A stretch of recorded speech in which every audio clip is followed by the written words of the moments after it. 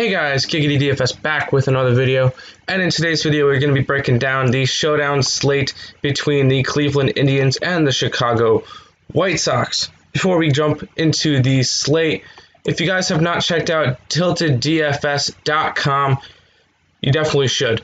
They have high quality articles in CSGO, MLB, NBA, NFL, PGA, UFC, and now NHL. We're trying to get a couple other sports in there. We're trying to grow the website. Go ahead and check it out. We got a bunch of good stuff on here, and it's free. So go ahead, check out tilteddfs.com, and you get to check out all these free articles. Also, real quick, make sure you leave a like, subscribe, comment, share, do everything you need to. Yesterday, one of my videos got to almost 100 views, which is actually pretty good for an MLB DFS video, considering I've only been doing it for about 4 or 5 days now. So I was... Okay, my headphones just went wonky. But that was pretty cool to see all the support on that video. If we can try to get that again for this one, that would be awesome. Anyways, jumping into this one, we got the Chicago White Sox and the Cleveland Indians. You got Savall versus Cease, I believe. Savall and Cease. Correct. They were supposed to start yesterday. Their game got rained out. So they are playing a doubleheader today. This one's on a showdown slate. The other one is not on any slate whatsoever. So keep that in mind. I think they're playing a doubleheader today. So for this one, if you don't know, if you've never played a showdown slate before, we'll go over what it looks like. You get a captain and 5 utilities. So you get to pick from all these players. Normally, the safe way to go, if you wanted to, normally the core you want to get to is either one pitcher or both pitchers, just because they have a higher floor than the rest of the position players, because if the position players don't hit, they don't get any points. But if a pitcher can go and get 3 innings, 4 innings, and I mean, as long as they don't give up a crap ton of runs, they'll be able to get at least a little bit of points, and possibly they can help you win a GPP. So a decent way to look at this is go for pitchers in your flex and then chase a home run in your captain. Some of my higher up captain picks for this slate, I really do like Moncada, Abreu, and Encarnacion on the Chicago White Sox side. And if you're going to go after the Cleveland Indians side, Ramirez, Lindor, Santana, or Reyes. Obviously, you got to look at prices and make sure.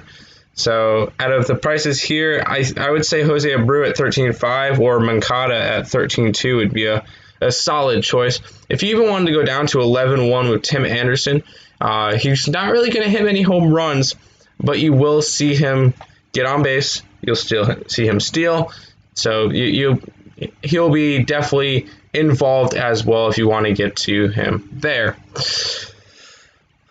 Now we're going to go over each player individually and see where we're going at this one. Daniel Cease strikes out about 25% of his batters. So I'm not sure if I would honestly get pitchers in my lineup for this one. I have a feeling that this game is going to be a shootout, like I mentioned in yesterday's video, because I basically broke down this game in yesterday's video, and they never played out. So I don't like any of the... I'm not going to any of the pitchers in the showdown slate. I feel like the batters are going to do a lot better. So Hernandez has a 152 ISO against right-handed hitters. He's probably going to be a little bit lower owned, but I'm probably not going to get too high of him, just because there's better choices even on the Cleveland side. Ramirez, I'm going to get to a bunch of. Lindor, Santana, Reyes, all of them have 237 or higher ISOs against right-handed pitchers. So that is really, really solid. You'll be seeing Johnson go for the first time. He has not had any plate appearances. That's probably a place that you could maybe get to for a GPP possibly. I do like going there if it's it could be something different if you wanted to get to him. And he's got the lefty righty matchup, so could possibly be a solid choice to get him in the flex. Mercado at 163 ISO against right-handed pitchers. He does have the righty-righty matchup, so that's not as beneficial for us. Perez is in pretty much the same boat. He's just a little bit better against right-handed pitchers. So I'm probably not going to aim towards the bottom of the lineup. And Zimmer could be an interesting GPP option just because he's going to be batting ninth. People have no information on him. And he's got the lefty-righty matchup against Cease, so I don't see. I could definitely see Zimmer being a possible GPP option where, even though he's batting last, he's got a good matchup. He could definitely get a double or something and make it up. Where is he on? We'll look up him under the utility. And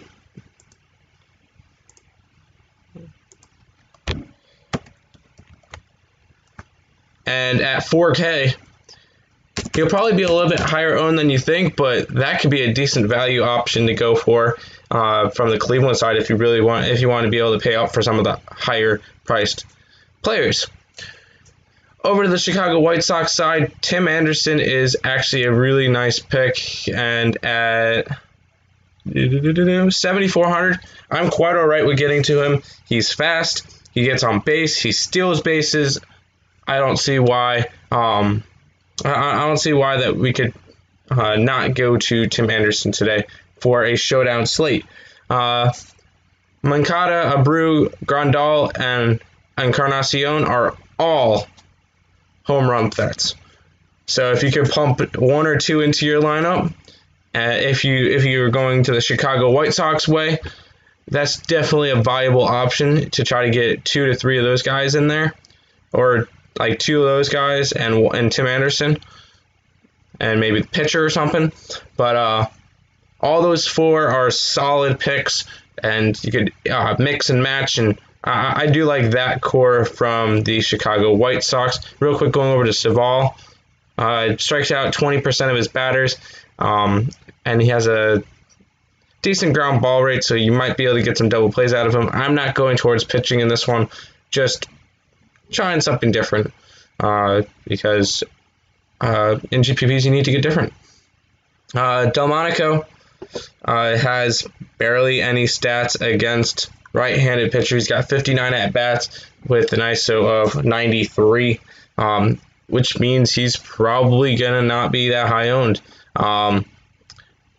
Obviously, you can get leverage on a bunch of these lower lineup players. Delmonico and Garcia are looking really, really nice today for GPP options because, yes, they're going to be down lower in the batting order, but Delmonico is projected is 4K, and then what was the other one? Garcia. Garcia is a switch hitter, so he could definitely go from the left side, and he's going to be at 5,200. So going down to these options are not a bad idea if you wanted to get different in GPPs.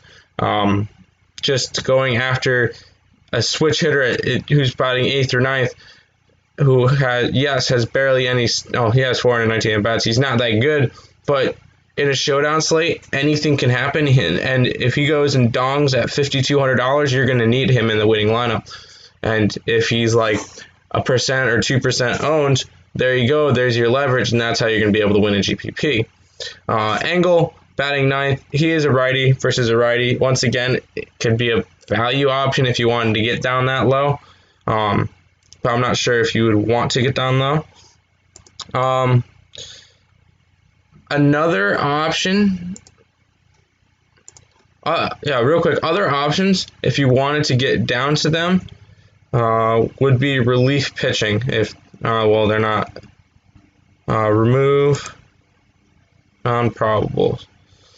So, if you wanted to go down to Detweiler, because you know he's going to be able to go into the game. Oh no, he's 7,400. That's not a good option.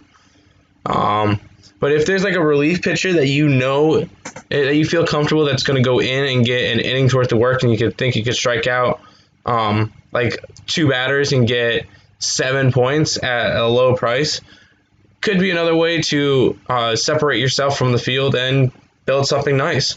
So going a relief pitcher is not a bad option as well. But that's going to do it for this video. Let me know what you guys are going to be running for the showdown slate between the Chicago White Sox and the Cleveland Indians. Make sure you guys go check out tilteddfs.com. Make sure you leave a like, comment, and subscribe on the video. And I'll see you guys in the next one. Peace out.